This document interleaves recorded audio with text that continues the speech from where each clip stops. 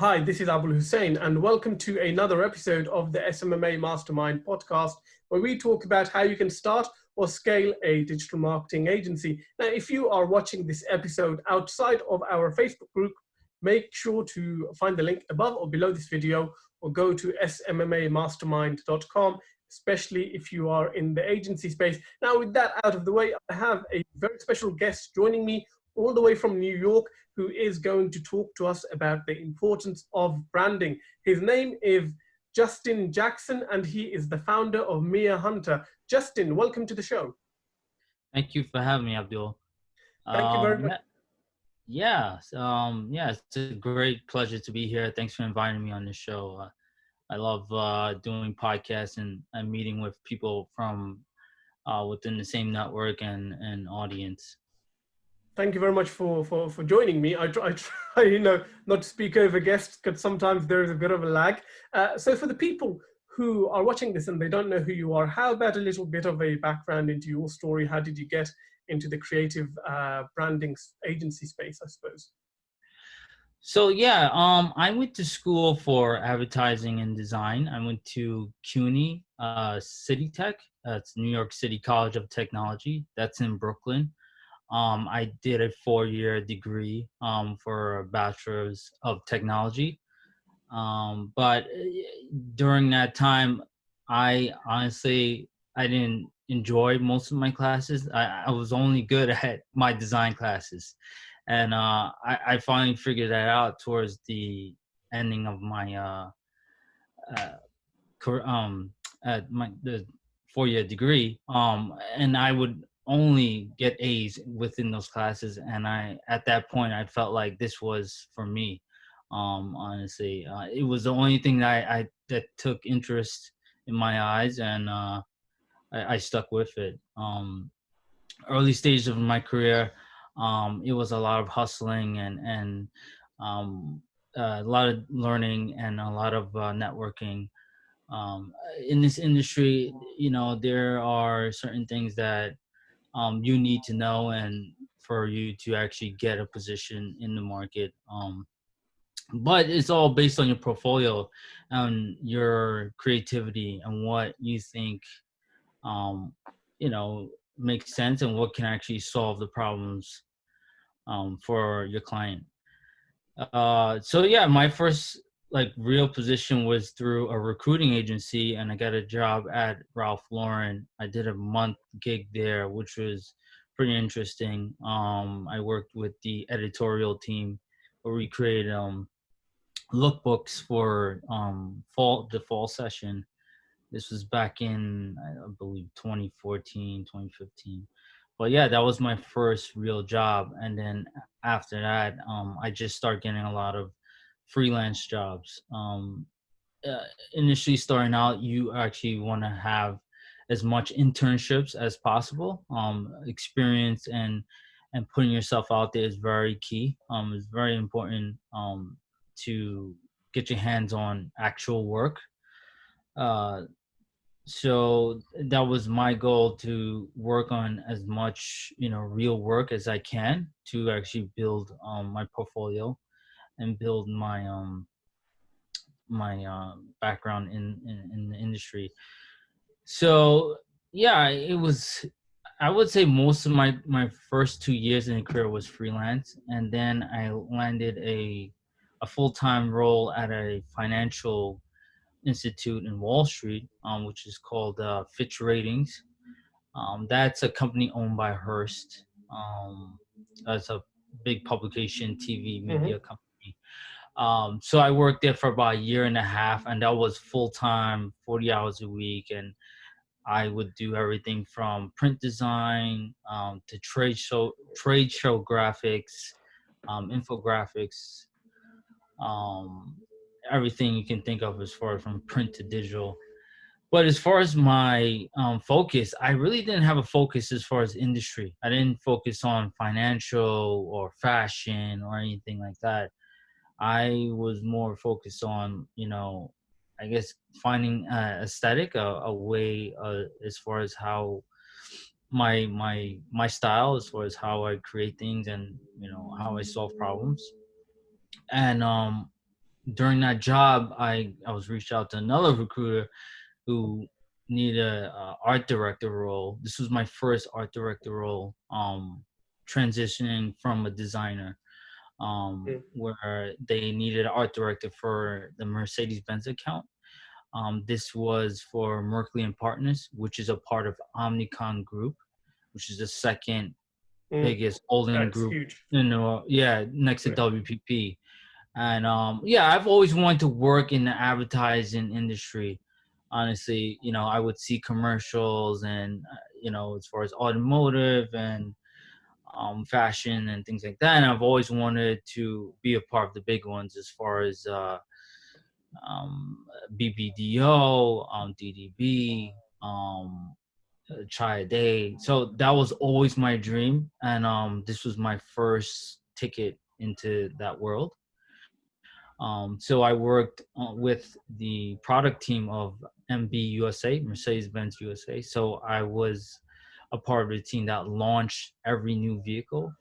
So we would work with the renders of the vehicle before it even launched. So that's the 3D design of the car. So I would have to come up with a concept and a photo direction of the car, how we're going to market the product on the Mm. website. And this would be created and put together before the car is actually made. So I would Okay. have to so it's basically storytelling Mhm. from a TV aspect, but within a website. Right. So yeah, I worked there from 2016 to 2019, and it was back to back product launch after launch. We would have to do about I don't know, like 600 frames, 600 shots of the car to actually find the most interesting part of the car, the best angle, because every car, based on its design characteristics, technology, it's different. So it's how can we capture that, and how can we talk to the ideal buyer? Each vehicle has a target audience, Right. as with price, different price tiers, different market. So yeah, I worked from 2017 models to 2019, and we also worked on EMG variables of those products. So not only the Mercedes-Benz C300, the sedan, we also worked on the C63, which is the EMG variable of that. Yeah, it was a lot of work, honestly, and it was a lot of experience in advertising agency.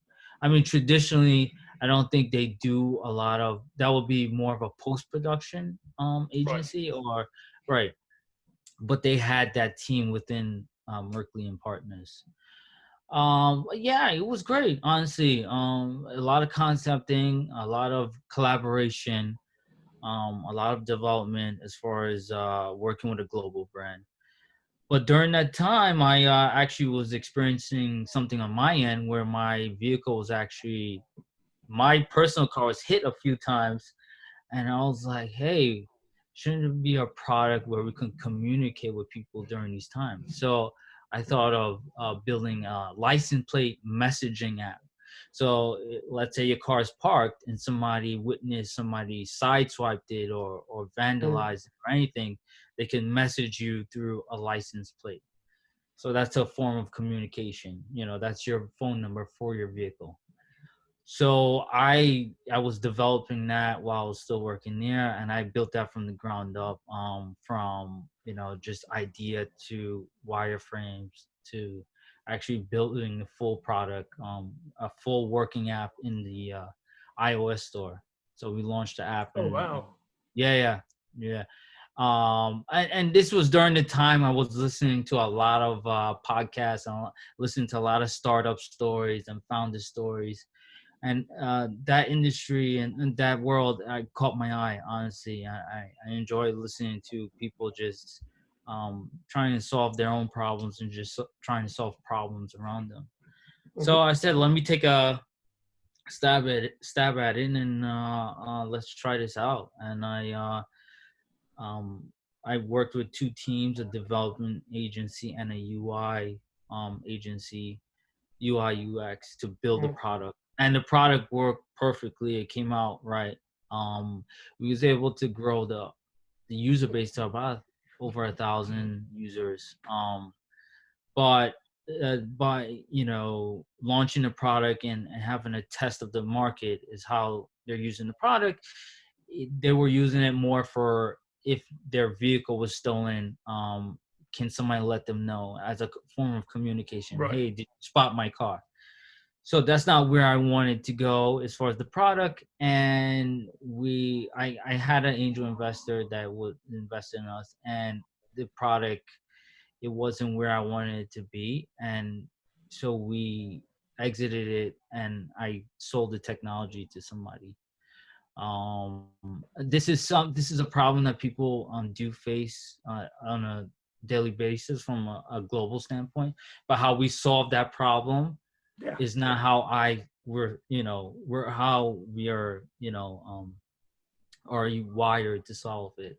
We are wired to say, hey, I wrote a note and let me leave it on your windshield Yeah. and you figure it out, Yeah. that's how we're already, because we're already busy. Nobody wants to get involved and things of that sort. So yeah, it was a great experience as far as building a product and going into the whole tech world. I learned a lot. I met a lot of angel investors. I met a lot of people who built products. Mm-hmm. I had a taste of trying to get into an accelerator like YC and things like that, which is pretty interesting. But during that time, I was still working with creative clients, people Yeah. trying to build companies and products from the ground up. So I actually now I'm fully focused on that, just helping entrepreneurs achieve their goals. And the areas that I focus on is things that I like. Everybody likes food. I like food. Can't um, complain I, about that. yeah, and then more of like wellness and health. Somebody who wants to build like a fitness brand or a yoga studio. From maybe an online standpoint. Or somebody who's been curating developing that recipe for that brownie or donut, and want to build it into actual brand. Mm-hmm. I'm focused on helping people build like nation and international brands. I want them to be able to compete with people like Shake Shack and people like uh Krispy Kreme and things like that, Dunkin' Donuts, because everybody has the ability to do it. It's just you need the resources, from a Yeah. financial and a strategic standpoint. Um, so yeah, I am focused on branding because I feel like that is the most powerful tool that you can have, is telling the right story.